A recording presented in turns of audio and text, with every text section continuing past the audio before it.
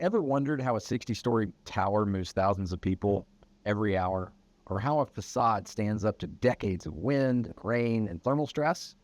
Today, we're going behind the scenes with LB Insights, a conversation about buildings and the people who design, build, own, and operate them, where Team LB discusses industry happenings and provides insights from the 400-plus subject matter experts that make up our ESOP. I'm your host, Eric Rupe, CEO of Lerch.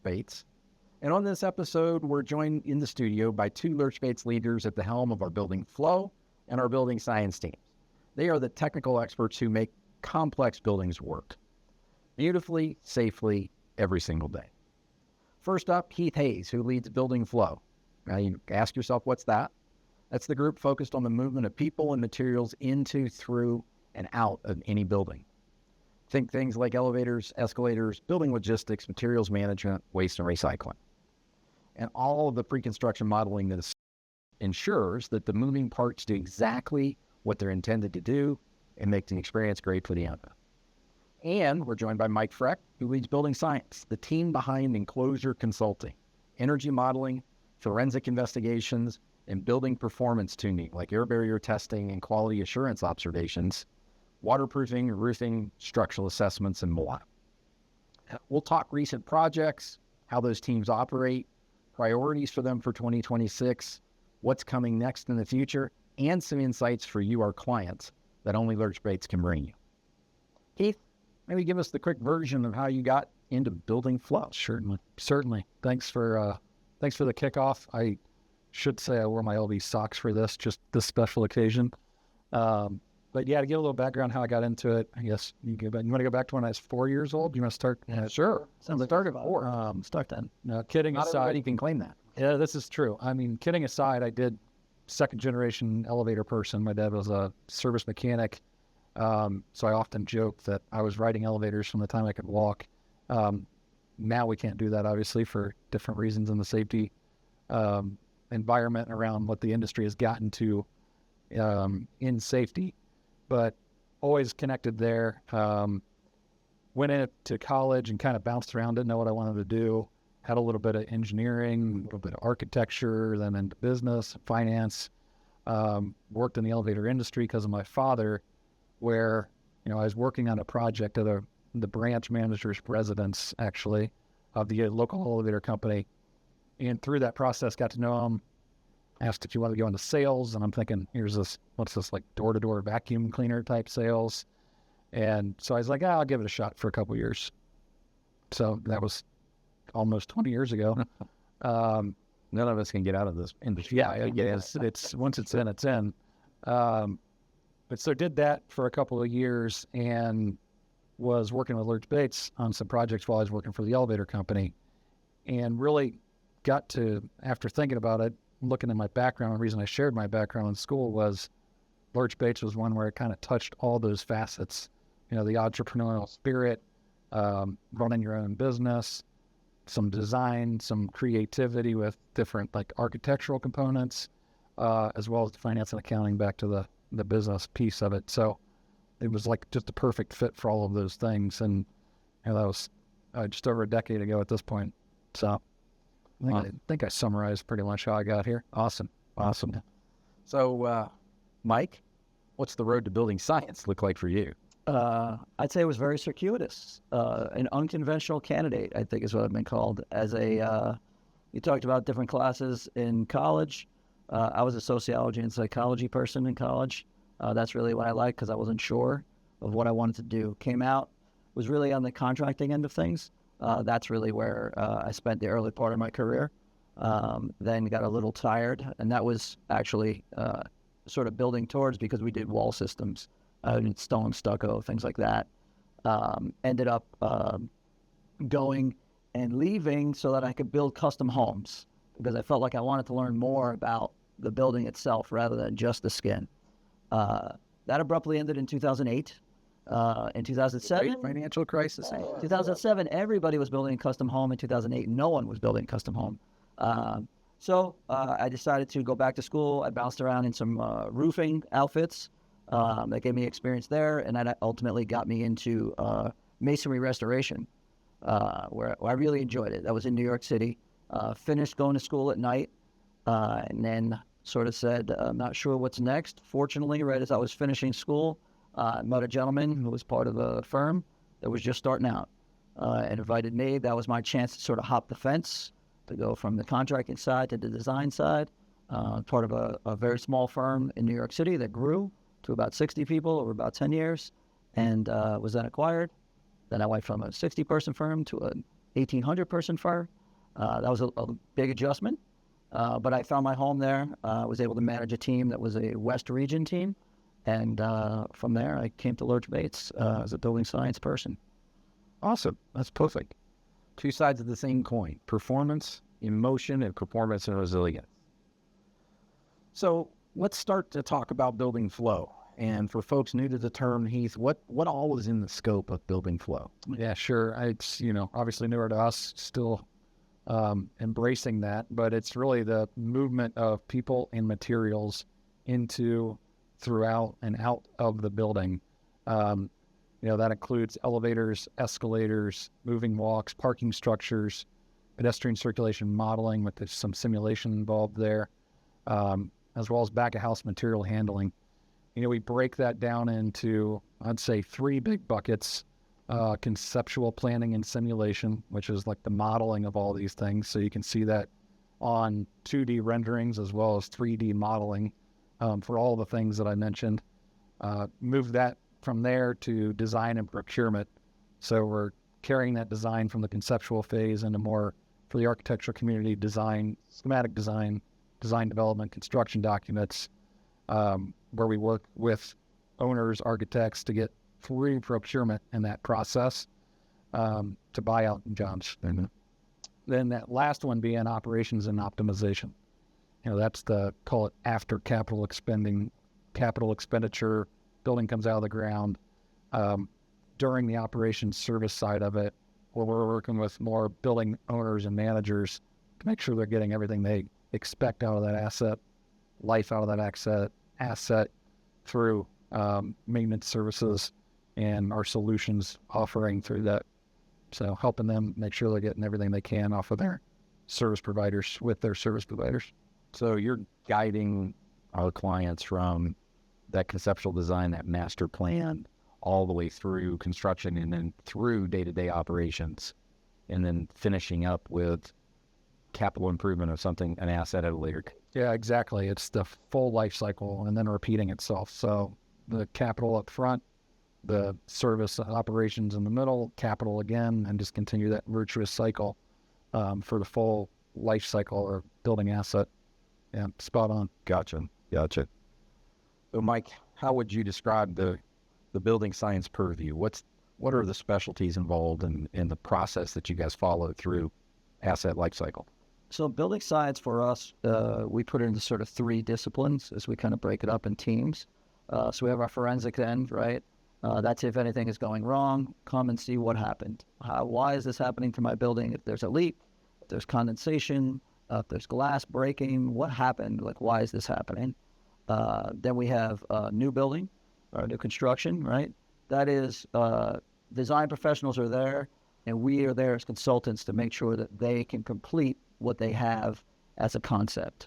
An example might be we have this beautiful terrace that's going to look over this back area where we're going to have people and there can be weddings out here. And this will be a terrace with the ballroom underneath. Okay, we will come in and say, like, okay, this is the way we need to design it. These are the materials that we need to use to make sure that no one in the ballroom is ever getting wet. If it's raining outside, and it stays that way and it lasts, okay? And then from the existing building, where we get into existing buildings, and these are buildings that are aging, right? Your asset goes through, your asset is getting pounded by the weather year after year after year. Things are happening, and all of a sudden you're like, you know what, there is a little leak in that corner there. I don't know what that is. We can come in, assess what that may be. And again, similar things like, oh, we've seen that condensation on this window we never had before. Or there's something on our facade that has cracked and broken off and come down to the street. So those are the 3 areas in which we break things down. But on a holistic way of looking at it, right? Our clients have an asset, right? It is constantly under pressure from nature. on all 6 sides, as we say, of it.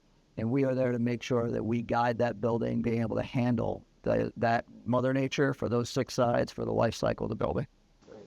Can you give us some examples in concrete, real-world terms of projects where people can connect those dots? Sure. We've been called to buildings that are, as I gave the quick example of a leak, right? That's a kind of a simple one. But how you go about that may be different, right? Mm-hmm. We have a leak. Where is it located? What do we have to do? Is my roof all bad, right? We can do drone services where we can do, heat map, see if there's any water that's trapped underneath there. We could do electronic leak detection to find out, like, hey, is there a breach in the membrane here somewhere? Mm-hmm. So that would be a real world example of, hey, we were going to come there. Something is going on. We're going to help our client with getting their asset back to where it needs to be. Gotcha. Can you give us some examples of current fun projects you guys are working on? Let's see. We recently closed a project that is up in the mountains here in Colorado. It is a high-end resort building. But it is in its life cycle, it now needs some help on the outside, right? And especially in that environment, right? We talk about Mother Nature and it's on top of thing, but wow, up there are extreme conditions. So in that case, you have wind, snow, you have balconies, you have terracing, you have roofs, you have different roofs coming into different entities, into different roof lines and things like that. And it needs help, right? And they have high-end tenants and high-end clients who are inside, and they don't like to get wet, and they don't like to experience things like that. So we're there. We did the initial assessment. Now we would be rolling into design to be like, hey, how are we going to be able to do this? And of course, their construction cycle and when they can do things is basically the summer. So we will spend this summer doing the assessment of the building and the design, right? Go into bidding through next winter and then exit into the spring next year with a contractor ready to go. Have any elevators, loading docks in there? There's probably some revolving door. There's some good pedestrian circulation on that one. There you go. Because I do think they have a lot of difficulty. It's actually another service that we offer that's a little more niche to here. But snow removal, right? Like where the snow goes when you're plowing and you're loading docks and things like that. So yes, I think we could talk. There we go. Heath, any recent projects that people can connect the dots with the services that Building Flow offers? Certainly. I mean, there's a couple, obviously, we have confidentiality agreements, Eric, so we can't be very specific, but I think there's a couple we can talk to around, the National Football League stadium type projects. Those ones are the ones that stick out in my mind in the last 12 months because there's a lot of that activity going on. But also we've been working on some new as well as existing in that space. Start with the existing, where we've been asked to come in and look at how the people move throughout the facility to use pedestrian circulation modeling.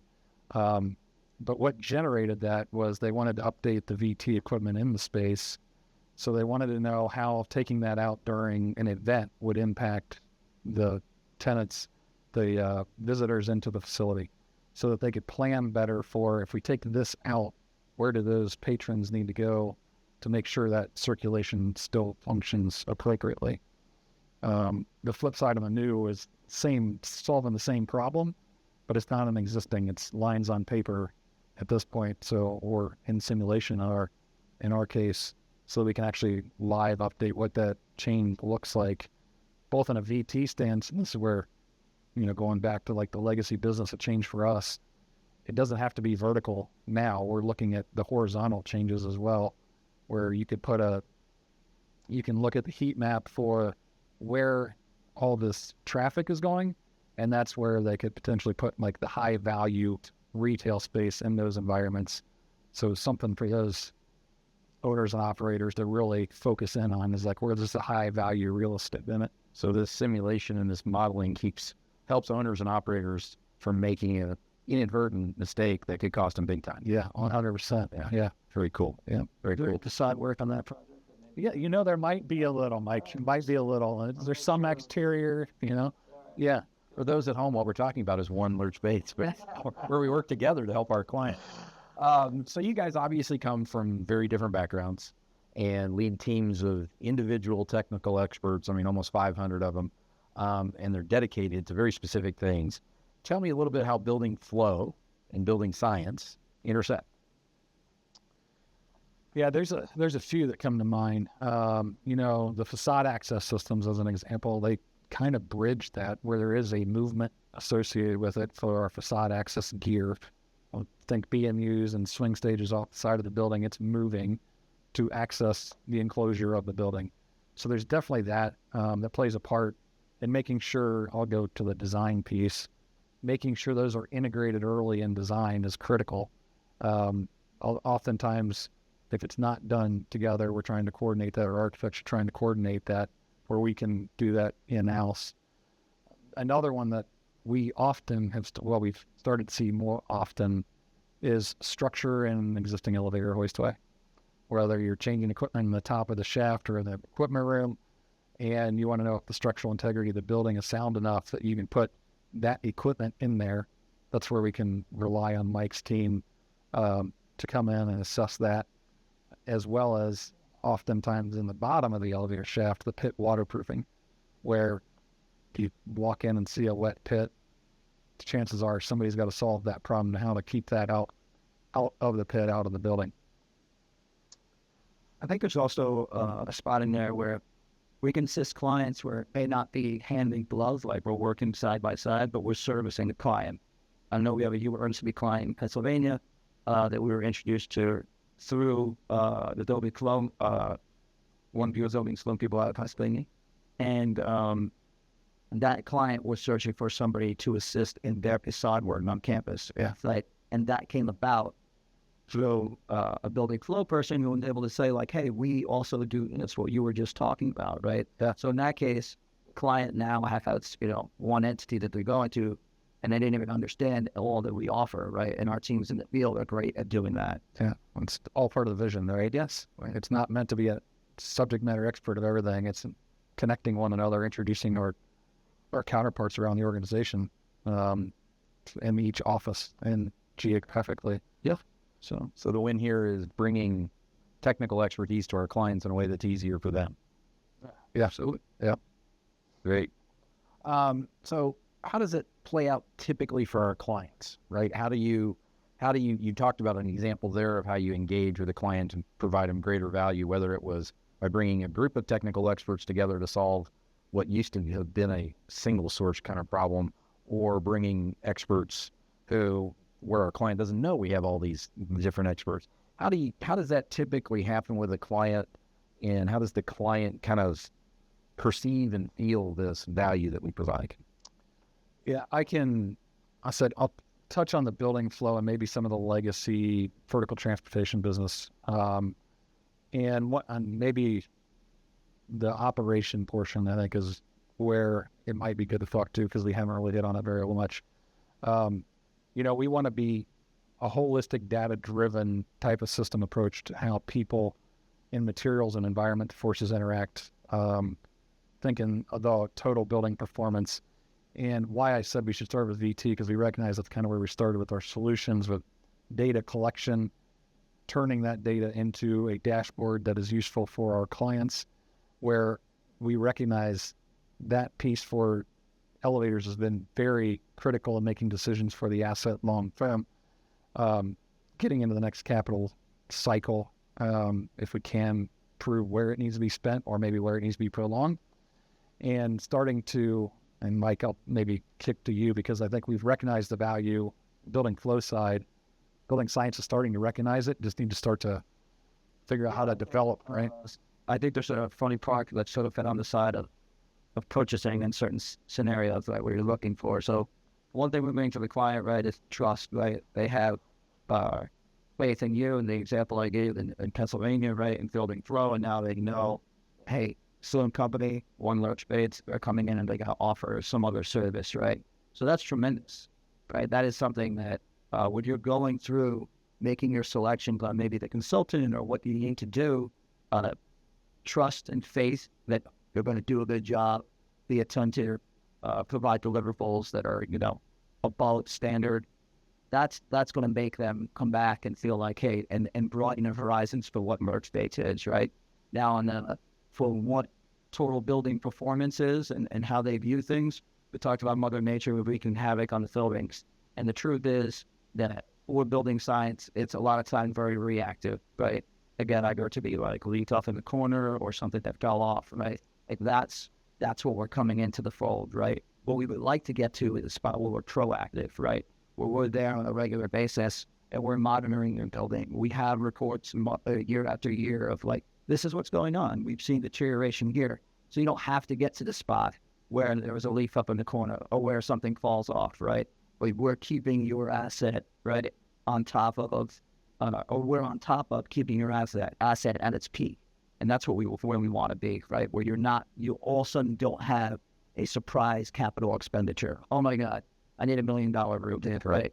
Well, we've been talking about the age of the roof, so we think like that's where we want to be. We want to be in the proactive space of getting our clients ready so they don't have surprises. Yeah.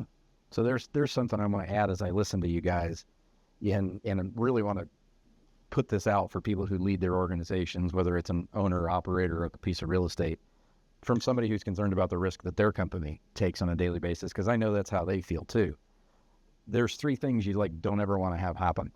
You don't want to have a piece of your building fall to the street below. And it's happened, right? Happens in New York, happens in Chicago. There's a reason there's facade ordinances. You don't want your swing stage flying through the air against the side of your building and end up on the 5 o'clock news. And you don't want an elevator system problem, for example, where, you've trapped a VIP in an elevator, right?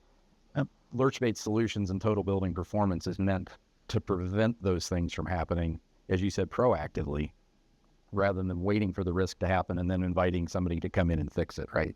I think that's one of the most important things we bring to our clients with that proactive approach. Yeah, I completely agree. So that was a conversation around operational risks that we try to prevent.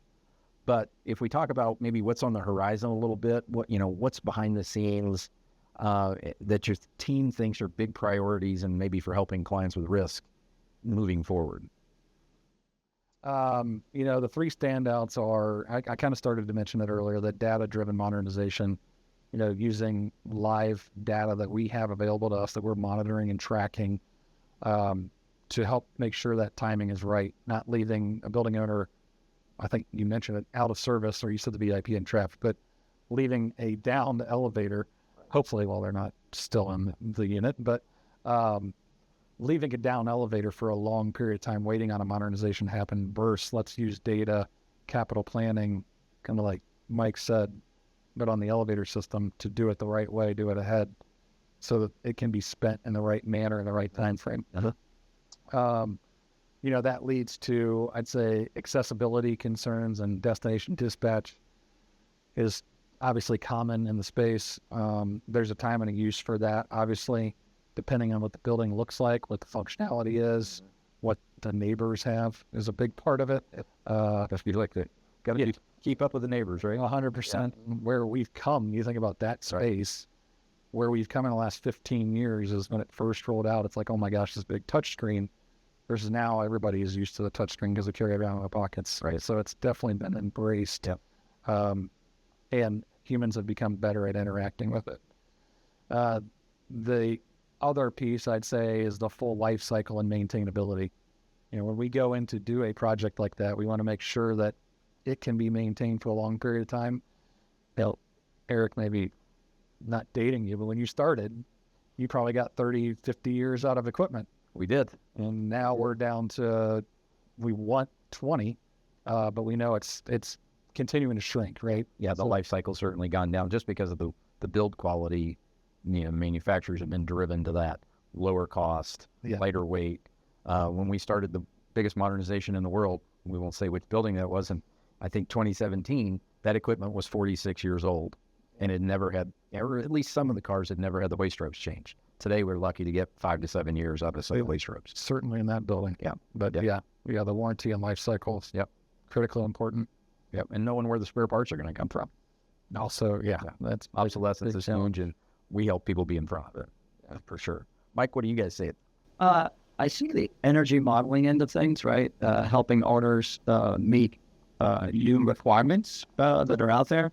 But also from an energy modeling standpoint, it's really, hey, this is how this building is going to perform, right? And then at the end of the build, proving that it's going to perform that way, right? I think a lot of times when you go through a new build, right, you say like, hey, like this is what we're going to do. And then by the time you get to the end, like that building is not quite exactly what you set out to do.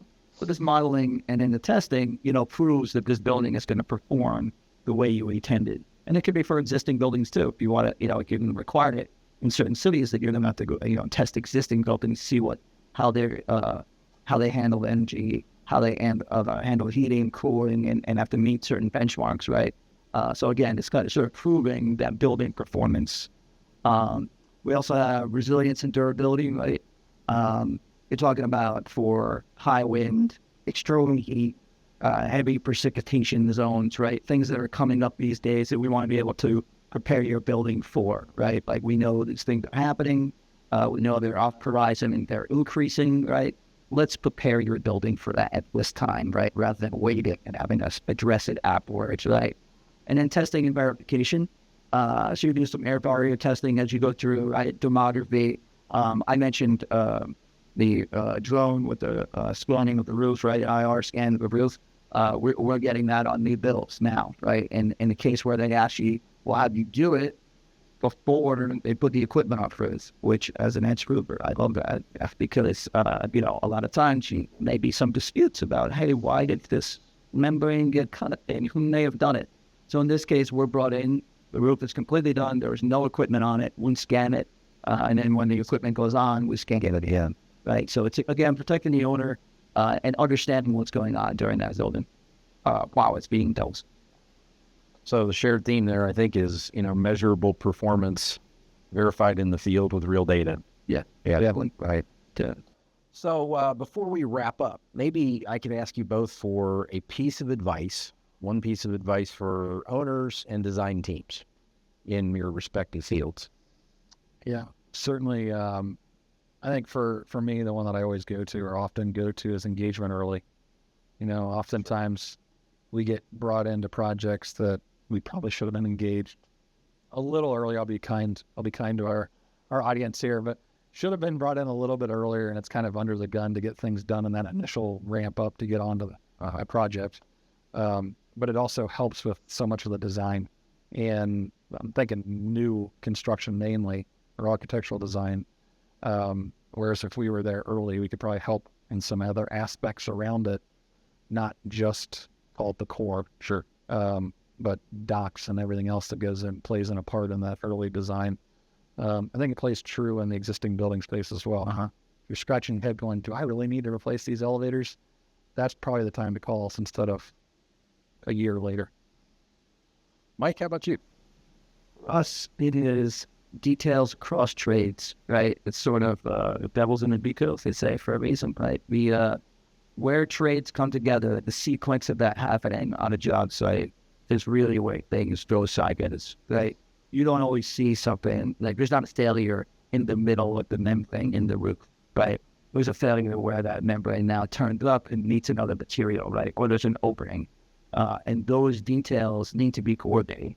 They got to be coordinated during design, and then they got to be coordinated again in Sync, right? So we can go through and assist the client with like, hey, this is the sequence on the drawing, and we make sure this happens here, and this gets layered on top, and this is turned up.